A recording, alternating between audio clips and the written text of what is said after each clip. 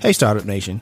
Imagine a job where you can work wherever you want, on whatever you want, from wherever you want. Hello to white sand beaches of Thailand or the comfort of your own couch. Oh, and most importantly, you're your own boss. Now, what if I told you that the dream job could become your reality? This is the life of a freelancer, and with some hard work and with the help of Hectic, it can be your life too. Hectic is an all-in-one business management software built specifically for freelancers who are just getting started or looking to take their freelance business to the next level. Hectic is everything a freelancer needs to get started, from an easy-to-use contracts and proposals builder to client management and project tracking to expenses and invoicing that features click-to-play technology that makes it quick and easy for freelancers to get paid. And we all want to get paid, Startup Nation. Built specifically for freelancers, Hectic is everything you need to get started. Visit gethecticapp.com/the startup life now to learn more and start for free. Yep. Adding your first client on the platform will always be free. And if you sign up through gethecticapp.com/the startup life, you'll be supporting me and this podcast, because who couldn't use a little support these days, Startup Nation? Visit gethecticapp.com/the startup life to find everything you need to start or grow your freelancing business today, and put those in-demand skills to good use in the way you've always dreamed of. The link is there in the show notes. It's time to be about that life, the startup life. Here's your host, Dominic Lawson.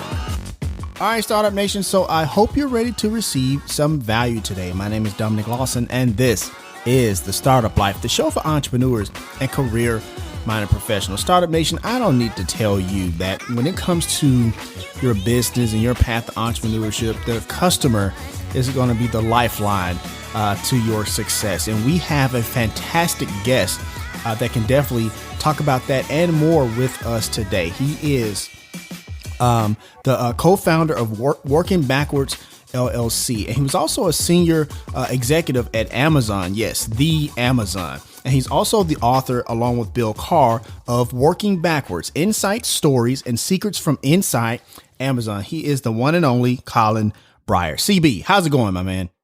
It's going great. Thanks so much for having me on the podcast, Dominic. Oh, no worries. It's definitely a pleasure for us to have you on the show. We have so many questions. But before we kind of dive into the book and why you're here, stuff like that, 2020 was one for the record books. If you would just kind of share, some things that you kind of learned from and took from 2020. Oh, it was quite a whirlwind. Right. Yeah, in terms of actually writing the book, right. I would say working from home already, and the writing, that was a lot of it was a solitary endeavor, doing a lot of reading, writing, and editing, and remote. Mm-hmm. The day-to-day mechanics of that didn't change. I would say the macro environment changed me right. Quite a bit more. I have a family, 2 kids, and a wife. So we did on the positive side, we gotten to spend a lot more time together. We're all here at home, so. Right. But I realize we've been very, very fortunate compared to what's going on in other places. Right. So it's but I'm glad we're starting to see the light at the end of the tunnel here, and hopefully 2021 is looking up. For sure. And I'm glad you said that, because I think a lot of times when we have adversity, whether it be personal or professional, I think we often forget the part that there is light at the end of the tunnel. There is another side to that adversity. So I appreciate you sharing that. And so once again, Startup Nation, we're talking to Colin Bryar, the author of Working Backwards: Insights, Stories, and Secrets from Inside Amazon. So before we, kind of really dive into the weeds of the book, I'm just curious about something. You wrote this book, you were just saying that you wrote a lot of it this past year. Did you find yourself, while you were at Amazon, appreciating what was happening and the things you were learning, or was it a thing like you really appreciated after, being away from it a little bit? Kind of talk about that journey a little bit, if you don't mind, Colin. Sure. So I started at Amazon in 1998, Mm-hmm. and it was a relatively small company then. I started right at the beginning of '98, and Amazon had just finished doing $148 million in revenue in '97, Right. and there were about 100 corporate employees and 500-ish employees in the two fulfillment centers and customer service centers that Amazon had. So, Mm-hmm. to give you just a feel for what the size of the company was then, I knew even from the very first day that I was involved with something special. Gotcha. And we didn't know where it was going to go. Right. But the validation that we were getting from customers was almost always very positive. They weren't shy when we did something wrong also, and let us know where we let them down. But when you took a look at just new customers, repeat customers, customer satisfaction, those were all very positive.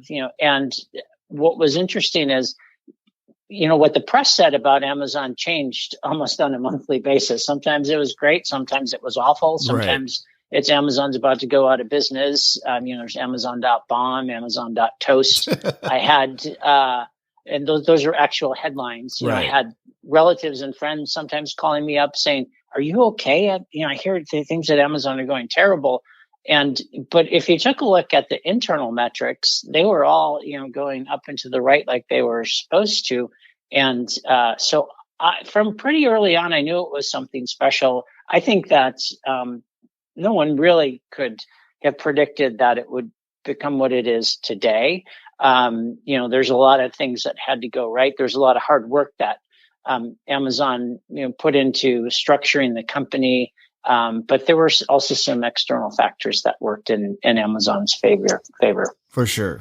And, like you said, Amazon had grown into this very successful company. I live here in Memphis, and, where, the home of FedEx and stuff like that. And even Amazon has a massive presence here in Memphis, which I think is kind of funny. I want to ask you this, though, because in the book you talk about the Amazon and the 14 principles, right? In Startup Nation, when you purchase the book, we have a link there in the show notes for easy access. If you listen to the replay on the podcast, you can see these 14 principles. But one of them that kind of stuck out to me, I wanted to ask you about, Colin, which was number 13, have backbone, disagree, and commit. Leaders are obligated to respectfully challenge decisions when they disagree, end quote. Because, we always talk about, disagreements and, differences of opinion. But it seems like Amazon, in a respectful way, encourages these conversations. Kind of talk about that, if you don't mind.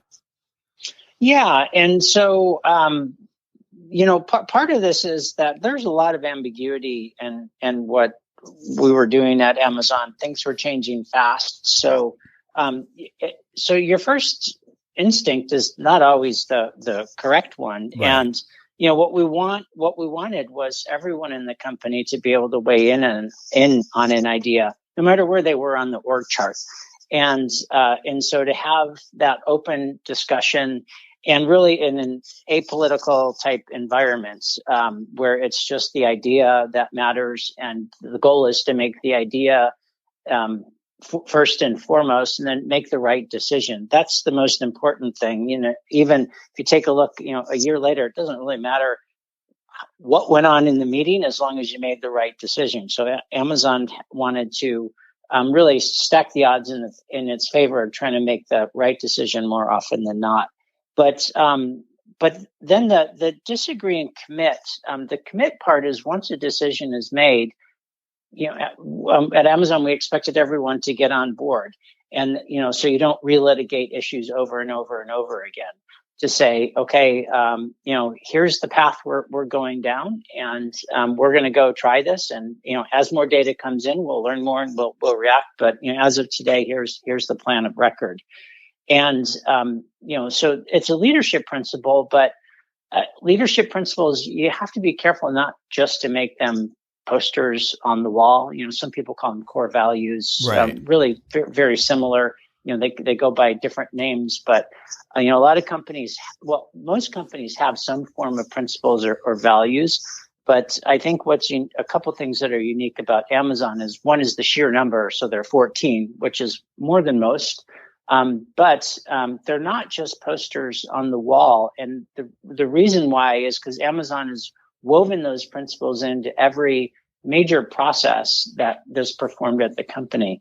And one where I have backbone, disagree, and commit kind of shines is with Amazon's narrative process. Where in the beginning of a meeting, instead of someone standing up in front of the room and virtually now, in terms of the pandemic, or if you're in the office, standing at the front of the table going over some slides, the presenting team, because it's often more than one person, distributes a narrative, and it can either be physical narrative, or now it's all digital narratives. And what happens for those 20 minutes is that everyone's reading the document. And, right now they're adding notes in a collaborative form through Google Docs or Word, and they're collecting all of that and that feedback. And it doesn't really matter whether you're a senior vice president or a junior product manager. You can add in your comments and say, have you thought about X? Or, this is something we should discuss. Maybe have a better idea. And so this is just one way in which, people are encouraged to chime in, and everyone's doing this silently, by the way. So, you're not really a lot of companies, you defer to whatever the most senior in the person in the room, either their mood or their words, or, they go first. And here with narratives, everyone's putting in their feedback. And really what happens is the idea that's presented in those narratives becomes first and foremost versus people's titles or people's opinions. For sure. And it seems like that kind of leads into another of those principles where leaders are owners, where it, you just talked about how it doesn't matter where you are on the org chart, you have like some type of ownership into the process, into the success of the company. So I appreciate you sharing that, Colin, for sure. Oh, thanks. No worries. Once again, Startup Nation, we're talking to Colin Bryar, the author of Working Backwards: Insights, Stories, and Secrets from Inside Amazon. But, I want to talk about customer obsession, which is also another one of those principles, if you will, because Amazon is, you can tell based on, everything from the innovation from Amazon Prime and stuff like that part is extremely important. Kind of talk about, I guess where that comes from, kind of talk about, why Amazon just does it well. Just kind of talk about that in general, if you don't mind, Colin. Sure. And I'll go back to my very first day at Amazon. Sure. It was there's a small handful of people who were starting that week, and we were in a conference room, a very small conference room. And Jeff Bezos came in and he just welcomed us. And the first thing he said is, at Amazon, we want to build Earth's most customer-centric company. And then we want to build the place where people can find and discover anything they might want to buy online. Right. So, from that very first time I had met Jeff, first and foremost, Amazon was all about building Earth's most customer-centric company. And, there's a difference between customer focus and customer obsession. And, again, this is an area where if you have a leadership principle of customer obsession, you need to have different types of processes, and you need to organize to where, where customer obsession becomes just the lifeblood of the company. And, one area where Amazon does this is essentially into breaking up into what we call separable single-threaded teams, where, you want the smaller the better of the team size too. At Amazon, you don't really get points for headcount or budget. You probably get more scrutiny, if anything else, if right. With the bigger the budget or headcount that you have. Say, well, is that really the right amount? But it's really single-threaded teams focused on solving very specific customer problems. And Dave Limp, who's the senior vice president of devices at Amazon right now, he has got a great quote where he says, the best way to fail at inventing something is to make it someone's part-time job. And by that, what that means is that if something is really worthwhile doing and it's large enough to make a difference in the business and in customers' lives, it should be a team, single teams, single-threaded focus to solve that problem for the customer and provide value to the customer. Too often people they get distracted, especially if you're already running a big business or you have different product lines, and you tend to focus on what's bringing in the most revenue at the time, right, or what's causing you the most problems. That may not necessarily be the biggest opportunity. And so at Amazon, they try to organize into smaller the better, single-threaded teams. Gotcha. And another area where customer obsession really shines, and again, I'm trying to point out how you you can read customer obsession, and a lot of people nod and say, yeah, that makes sense. I'm trying to explain how Amazon puts these into practice, because that's something you can take into your own organization, whether it's a small or large organization. Extremely important, yeah. In terms of the customer obsession, how Amazon builds products, how Amazon vets new ideas and turns them into either features or products or services.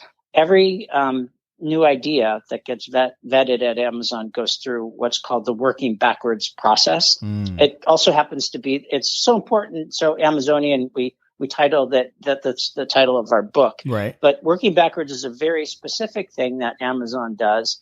And, at its heart, it makes sure that from the very first iteration of an idea, you start with a customer perspective, and then you work backwards from that. Right. And this is different from how a lot of companies decide, what do I do next? A lot of companies take what's called a skills forward approach, where they take a look at, okay, what are our core competencies? What are our competitors doing? How can we nudge into an adjacent market and capture, this much market share? And, what are the strengths, weaknesses, opportunities, and threats, like some type of a SWOT analysis. But you'll notice that the word customer isn't really mentioned at all in that. And so Amazon they don't do that. They say, okay, we're going to start from the customer experience and work backwards from that. And that allows you to do a couple of things. One, if it's something that's worth solving and you don't have that as a core competency yet, well, you better get that, right, acquire that somehow. And a great example here is when Amazon moved into the digital space. So when Amazon was looking to move into digital books, music, and movies, at that point in time, it was about 77% of Amazon's revenue was shipment of physical books, physical music, so CDs at the time, and then movies were primarily DVDs. And Amazon wanted to move. They knew, and we knew at Amazon, hey, it's going to move over to digital. The timing, don't really know if it's 1 year, 5 years, or 7 years, but a lot of that business is going to eventually be digital, and someone's going to cannibalize that 77% of the business. So it better be us than a third party or another company. And what we realized looking into the digital space is the value that was created in digital was in a completely different part of the whole supply chain. In Amazon's physical retail business, the value was in aggregating a bunch of products in fulfillment centers, putting 2 or more products in a box and shipping them out, cheaply and quickly to customers. But in the digital space, the value isn't right in the middle there. Because to come up with a complete catalog of every song that's been produced, or every movie that's been made, that's not. A lot of companies can do that and do that relatively quickly, and you're not going to gain a competitive advantage.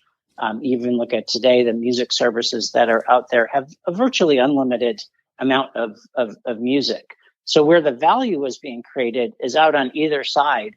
One is where the content was created, and then the second part was where the customer is interacting with the service.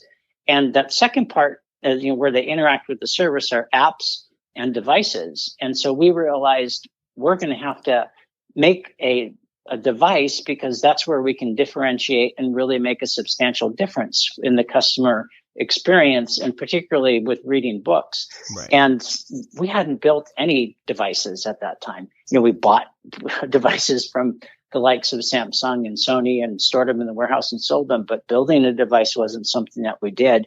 And but that if you start from the customer and work backwards, you realize that, well, if we're going to be in this digital space, we need to learn how to become a great device maker.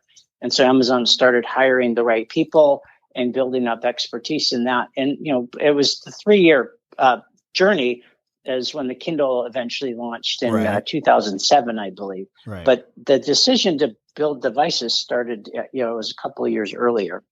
But so those are two specific examples of how customer obsession, not just customer focus, is really woven into the way Amazon operates. Right. Thank you for sharing that. And you brought up something in that. I was going to get to this later, but we're kind of there now. You talked about hiring the right people to do it. And you talk about in your book, this bar raiser strategy for hiring the top talent. Could you dive into that a little bit, Colin, if you don't mind? Sure. So the bar raiser process started in 1999. And I would say it was really the first process that Amazon adopted as, it was growing really fast, and realized we need to have a formal, deliberate process here in order to continue to grow, but also attract the right types of people for Amazon. And so it started as really a solution to a very specific problem that we had at the time. And that problem that we had was new people were hiring new people who were hiring new people. And so, when you get to a company, a lot of people, what they do is they rely on their old network. They hire the people who either worked with them or for them, and then, kind of wash, rinse, and repeat. Right. And we realized that that the hiring, the quality bar was quite different. And, there's a saying at Amazon, good intentions don't work, mechanisms do.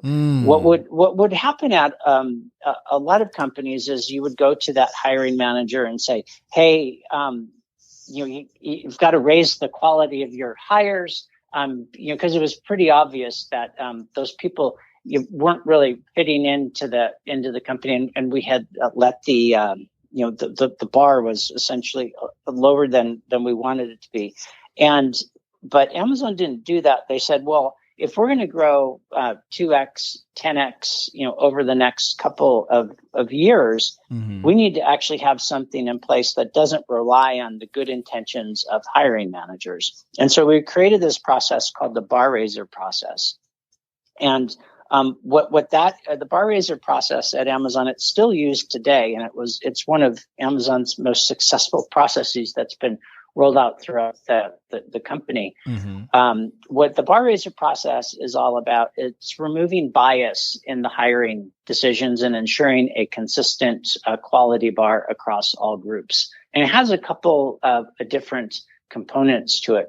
One is there's a very specific role played by someone called the bar raiser. So there's a bar raiser role, and the process name is called the bar raiser hiring process. Interesting. And that bar raiser is one of the interviewers, but he or she is not a part of the organization that's going to make the hire. And so they don't have that urgency bias that, oh my goodness, we've got to hire 3 people. We're not going to hit our revenue goal by the end of the quarter, or we won't get our projects done that we've committed to for the year. Their sole job is their main job is to make sure that whatever person is hired in that role, it has, met or exceeded the hiring bar at Amazon. So they don't have that urgency bias that a hiring manager may have. They also have veto power. So, typically there are between 5 and 7 people interviewing a candidate at Amazon. There's one bar raiser. And if the bar raiser decides that this candidate hasn't, met the hiring bar at Amazon, they can actually, if they're the only one who's a no hire, and the rest of the hiring team says we want to hire that, they have veto power In effect, the veto is not actually, it's never really used, because the other part about the bar raiser is they're meant to train and mentor and help the hiring team and the interviewers make the right hiring decision. So, Right. Good or a great bar raiser will show and demonstrate, well, is this candidate really the right fit?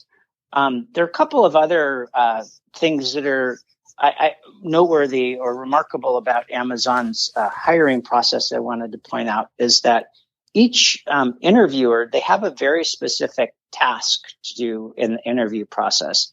And with Amazon's 14 leadership principles, one of those tasks is they're usually assigned 2 or 3 leadership principles, and their job is to go in and assess how the candidate maps to these leadership principles. So if I'm an interviewer, I could go and as I say, I'm responsible for figuring out, does this candidate exhibit customer obsession, ownership, and are right a lot is another Amazon leadership principle. Gotcha. And so I know going into the interview, I have to go get that information. And I've got behavioral questions. I ask what the candidate has done in the past to exhibit these traits. And then I make my assessment. And then before I can talk to anyone else on the interview loop, I've got to write down my feedback and place my vote in. And this is another area where bias is really eliminated. I've been at companies where, I'm let's say last on the interview loop, and there's email, or even when you hand a candidate off from one room to the next or virtually, you say, "Oh, this person's great. I can't wait to the hiring meeting." Well, that just introduces bias. I haven't even met the candidate yet, and I had someone say, "Hey, this," and especially if it's my boss Right. or manager, then I'm thinking, well, I guess this person's great, and I don't really go in and make an honest assessment. So by having that, you have to submit your feedback. You can't actually talk to anyone. There's no cross-pollination of opinions. And then in a debrief meeting, after the candidate has been interviewed, everyone goes in, and just like those narrative meetings I talked about, the first part of the debrief meeting is everyone sits down and reads everyone's feedback and everyone's vote. And then the bar raiser walks the group through the meeting to make the hiring decision. So an interviewer by definition does not have a single interviewer does not have all the information to make a hiring decision. You're relying on your other team members to pull their own weight and to get a complete picture and assessment of the candidate. Gotcha. So, what I described is a fairly lightweight process, right, of course. But it does require the interviewer to do, I think, a little bit more work than happens at other companies. You have to have written feedback. You have to go in and make sure you get the information back, saying, "Oh, I had the lunch interview, so I didn't really get, it seems like a good culture fit," unless you explain why that doesn't hold weight. Or the candidate, I couldn't get a word in because the candidate kept talking. That it's your job to kind of control the interview in a very respectful way, because these are also customers of Amazon, and you want to represent Amazon well, regardless of the hiring decision. But so that's a little bit about how the hiring process works and what's unique about it. And I think also what's powerful is that it's, a great process is one that you don't have to impose on other people, and you have to audit to make sure it's followed. Once we started using this process, we realized, like other group, it started in one department in the software group, the product development group, that, hey, this is going to work everywhere else. And other groups just started adopting it, and we rolled it out company wide. You didn't have to force people to use it, which is a sign of a good process. All right, Startup Nation. So we're going to go ahead and take a quick break. We got to pay some bills. Once again, my name is Dominic Lawson, and you're listening to The Startup Life.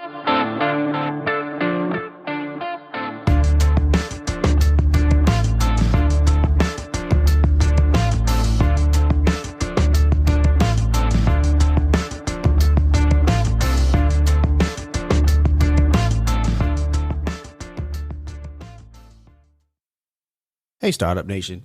I think we can all agree that 2020 was more or less a dumpster fire, right? I mean, come on. On top of surviving a worldwide pandemic, good friends and family of mine lost their jobs, had their hours cut, or went out of business altogether. Yet many of these same people are talented creatives web developers, photographers, graphic designers, SEO specialists, and writers with solid, marketable, in-demand skills. So I've turned them onto Hectic. Hectic is an all-in-one business management software built specifically for freelancers who are just getting started or looking to take their freelance business to the next level. Hectic is everything a freelancer needs to get started, from an easy-to-use contracts and proposal builder to client management and project tracking to expenses and invoicing that features click-to-play technology that makes it quick and easy for freelancers to get paid. And we all want to get paid, Startup Nation. Built specifically for freelancers, Hectic is everything you need to get started. Visit gethecticapp.com/the startup life now to learn more and start for free. Yep. Adding your first client on the platform will always be free. And if you sign up through gethecticapp.com/the startup life, you'll be supporting me and this podcast, because who couldn't use a little support these days, Startup Nation? Visit gethecticapp.com/the startup life to find everything you need to start or grow your freelancing business today, and put those in-demand skills to good use in the way you've always dreamed of. The link is there in the show notes. All right, Startup Nation, welcome back as we continue our conversation with today's guest here on The Startup Life. Something you said earlier, good intentions don't work, mechanisms do. I think that's definitely something to put in your entrepreneurial toolkit, Startup Nation. I wanted to ask you about that bar raiser strategy a little bit. Let's say I don't have the manpower, or I'm not as big as an Amazon or something like that. I'm a small business. I got a few employees and stuff like that. Can I replicate that in a smaller version? And if so, what would that kind of look like? Because like I said, I don't have the manpower like an Amazon does. So what would that look like possibly? Yeah. So, you could actually start by, you get a lot of benefit just by, one, having leadership principles or core values, and then knowing how you'll go about figuring out if a candidate exhibits those. So you don't need a big bar raiser process to do that. The second thing is, just make sure that the feedback and votes, are submitted, and you get a written assessment from the interviewers before you go and look and make a hiring decision. Because what that does, when I go in an interview, if I know I've got to independently write down my own assessment and defend it in front of my coworkers afterwards, I'm going to go into this interview with a different mindset to say, I've got to get this information because this is an very important decision for the company. Who you bring on is probably one of the most important things decisions a company can make. So that's another thing that you can do. And then the last is to hold those debriefs. Mm-hmm. I've seen a lot of companies, even small companies, where people interview and then they'll email their feedback, or, if it goes into some type of cloud-based recruiting, system. But then you have the HR person and the hiring manager sit down and make that hiring decision. What you're missing there is you're missing a feedback loop to make everyone else a better interviewer. Because I've been in interview debriefs in person, and then I say, well, how did you get that information from the candidate? What types of questions did you ask? And, and that is not just, you're not just vetting the candidate, you're essentially training people to be better interviewers.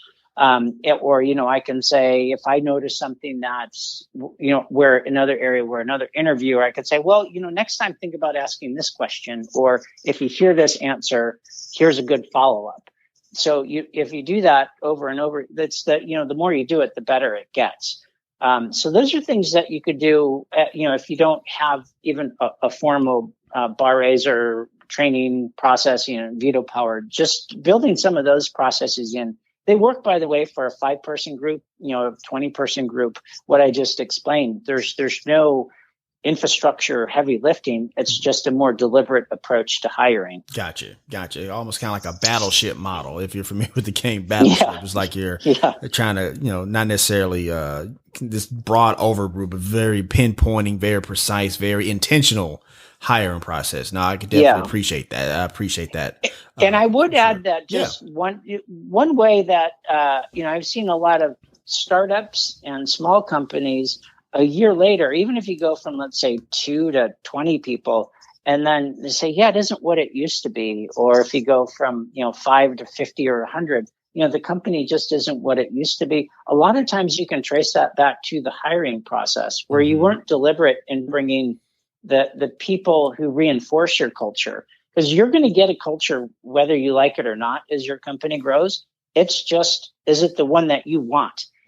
Because, if you grow from, let's say, 5 to 50 people in, 18 months, that means virtually everyone is new to the company. Right. And so they're going to make their imprint on the culture. And if it's not the one you wanted, that's the one you're going to get. So just this deliberate hiring process is a way that you can retain your identity as a company, especially as small organizations grow quickly. For sure.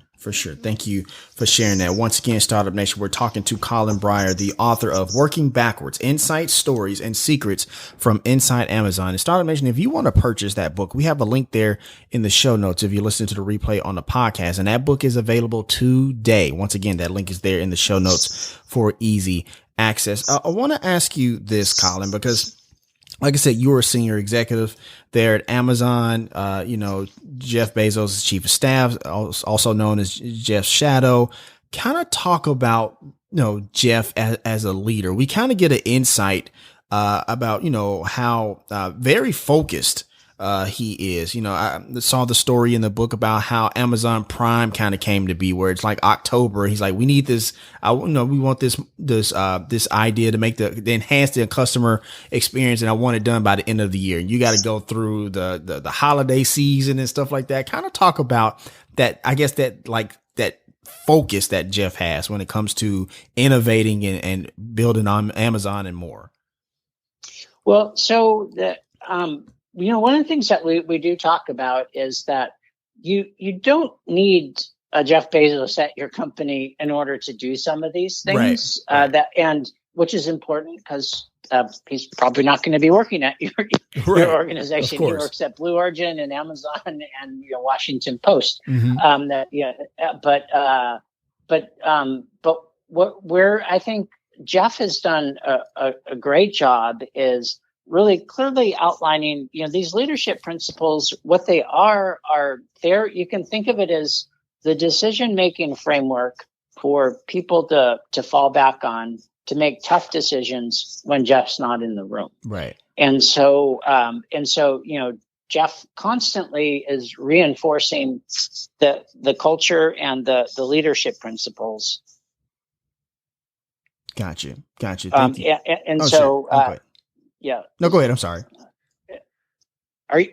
And so what he does whenever he makes a different, a decision, he explains, okay, well, here's why this is something that I want to do, or, why this is important. And, uses it as essentially a training opportunity for whoever else is in the room. So where Jeff, I think, has done a great job is he's actually scaled the company to make these consistent decisions as Amazon has really proliferated into a number of different types of businesses and geographies. And that's a bit, unusual for companies, but it really is, you're like, if you go to an Amazon weekly business review, right, in Japan, in the US, you'll know that, this is an Amazon business review because here are the things that we look at. Here are the customer metrics that are important, and the imprint of those leadership principles show up through and through in those things. So that is one thing. Jeff also has very high standards, right, and expects a lot out of people. And, part of having high standards is, one, you have to show people where the bar is or where the standard is. And then, you celebrate when it's exceeded and you do that. But also when it's not met, a lot of people think, well, it's easiest just to, we didn't meet our standards, but I'm busy. Let's just move on and maybe we'll get better next time. But when you do something like that, what that leader is doing is they're actually signaling to the rest of the group that the standard is actually lower than you thought. So they're lowering the standard. So, Jeff, you insist on the highest standards is a leadership principle. And leaders are, obligated to point out where the bar is, and then also, help people when it hasn't been met, to show that, and then, help. What do we need to do differently in order to meet our standards next time? For sure. For sure. Thank you for sharing that. Colin, let me ask you this, before we kind of transition here. I know you wasn't there from like the very beginning, but you were there pretty much in the early days of Amazon, and Amazon has become like this, one of the, best American companies, in business history. So I'm curious, do you ever just sit back and think about like how, your legacy is kind of interwoven into helping to build that, that venture that is Amazon? You ever sit back and just think about like, wow, man, we really did something great there? Well, yeah, I mean, and it's more the we as the of course important part. Yeah, I mean, and so I as I was writing this book with Bill, there were a couple of projects and initiatives that I was involved in that I was particularly proud of. But as we wrote this book, I realized there was something that's probably even more enduring and more lasting, which is the process and, is essentially the management science that Amazon has created on how to build and run and operate organizations, right, small and large. And, that's not something that really gets talked about too much. And that's one of the reasons that we wrote this book, is because we always get asked, Bill and I do, well, how does Amazon do this? Or, why, like, how do, what is it like at Amazon, and how do they do these things, consistently across a number of different areas? And really the whole approach that Amazon has developed, which is essentially it's the 14 leadership principles. And then there are really 5 processes about how Amazon hires, how they organize, how they communicate with written narratives, how they develop new ideas, right, starting from the customer, working backwards, and then how they measure things, by looking at the customer focused controllable input metrics versus spending, the bulk of the attention on output metrics, shiny metrics like revenue and profit. So those 5 processes plus the leadership principles, Amazon put a lot of work into developing those, and they're not really talked about yet. And so that's why we wrote the book. And it's something that, I'm particularly proud to have played a small part in helping shape and develop and refine some of those things. And refine, by the way, is another way of saying it is we stumbled along the way. We made some mistakes and we improved it. But so I think that is probably, when I look back on, what is the legacy that Amazon has created. Sure, they're great household names that people use, right, but I think how to build and operate companies is something that will also be as or even more enduring than some of these products. No, for sure. You're absolutely right. When I was reading the book, I was kind of thinking like, man, I think a lot of MBA curriculums, business class curriculums can really be rewritten in part due to the systems and the process that you were talking about there at Amazon. So I appreciate you kind of sharing that for sure, Colin. Oh, yeah, thanks. And we're excited to chat about it too. Absolutely. So, absolutely. Yeah, it's different. And it also, now it's part of my DNA. So, any companies that I work with, it's something that, Bill and I, we both bring to the table, and the reception it's been received pretty well so far, across a number of different industries. No, absolutely. And that actually brings me to the next part of our conversation that I want to ask you about. You and Bill co-founded, Working Backwards LLC, that talks about that science and that art, if you will, of building a company and stuff like that. I want to ask you, when you're coaching up these startups and executives in their different ventures and stuff like that, I mean, there's one thing of having the knowledge and what you build at Amazon, but there's a whole other thing to, actually teach that to, a client or something like that. Kind of walk me through that process of how you kind of get them, to kind of see or even incentivize, like, look, just besides the fact of like, yeah, we were at Amazon, but like, no, this actually works no matter if it's Amazon, no matter if it's, Joe's, Burger Shack, you know what I mean? Like, kind of talk about that coaching process, if you don't mind, Colin. Sure. First of all, I want to point out that there are multiple ways to build great companies. Of course. So we're not claiming that this is the only way to build a great company. Right. So just, step one is that just educate people on, these processes and principles that Amazon has developed. And if that's something that people want to learn more about or think that it can help their organization, that's the first step. If they say, no, we've got our own hiring process and we're fine, it's great. Have at it. I think that a lot of companies either they don't have a processor or they're trying to mix and match things that don't fit together. Right. I would say the most important thing is to have conviction and have a process on how I want to build and operate whatever the organization is, small or large.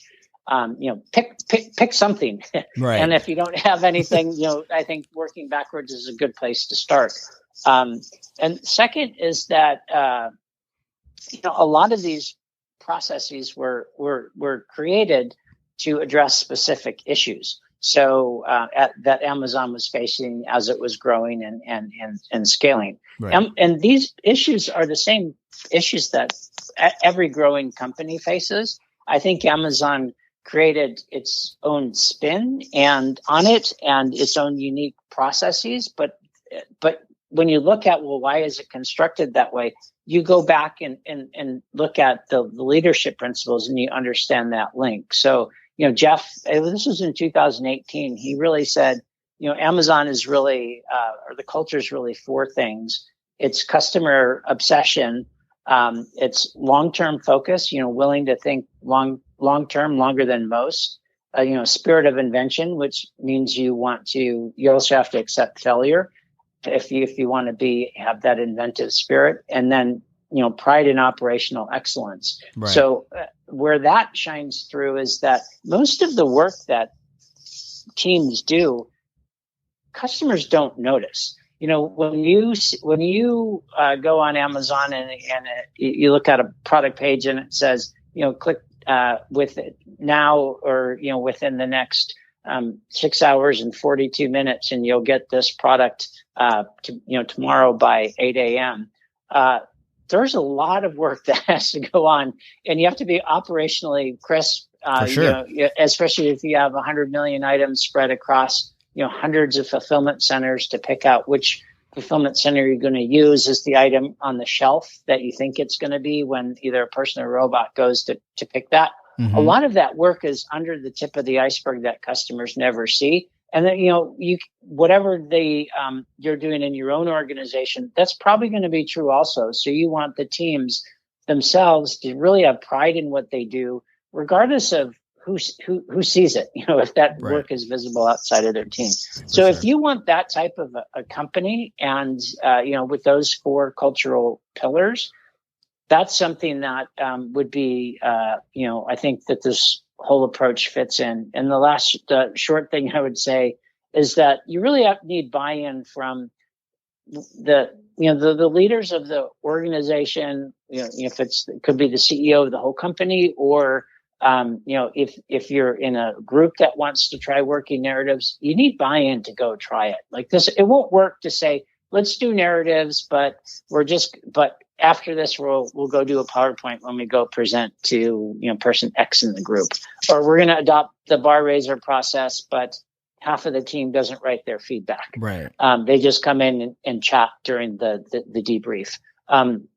You need buy-in to get this thing to work. When we look at companies, we typically do not try to convince them that, hey, you should really be doing these. We try to educate them. Here's what these processes and principles are. Here's where they work well. We've seen them work well. Is this something that you're interested in doing? And if the answer is no, then it's just Bill and I. So that's good luck. And I'm glad you have something that you think works for you. For sure. Thank you for sharing that. And that's going to wrap up our session with Colin Bryar, once again, the author of Working Backwards, Inside Stories and Secrets from Inside Amazon. Once again, Startup Nation, if you want to purchase that book, we have a link there in the show notes for easy access if you're listening to the replay on the podcast. Colin, thank you so much, my man. I really appreciate your time today and your book. All right. Thanks again for having me. No worries. And as always, Startup Nation, if you have an idea, be about that life, the startup life. If you want to let us know what you think about our show, have an idea for a show topic, or would like to advertise on our show, send us a message on the Startup Life Podcast Facebook page. And while you are there, like and follow our page as well. It's a great way for us to engage with you, Startup Nation, and really grow our community. The link is there in the show notes. Subscribe to the show as it can be heard on Apple Podcasts, Google Play, Stitcher Radio, Spotify, or even on your Facebook timeline or any other platform you like to get your podcast. If you are listening on Apple Podcasts and you find our content valuable, please give us a 5-star rating, as it will help us climb the charts and help more people find our show. You can also listen to the show on the Startup Life Podcast new website. There you will find the all-new startup blog where I write on many topics that are interesting and helpful to you on your path to entrepreneurship. And hey, if you have an idea, be about that life, the startup life.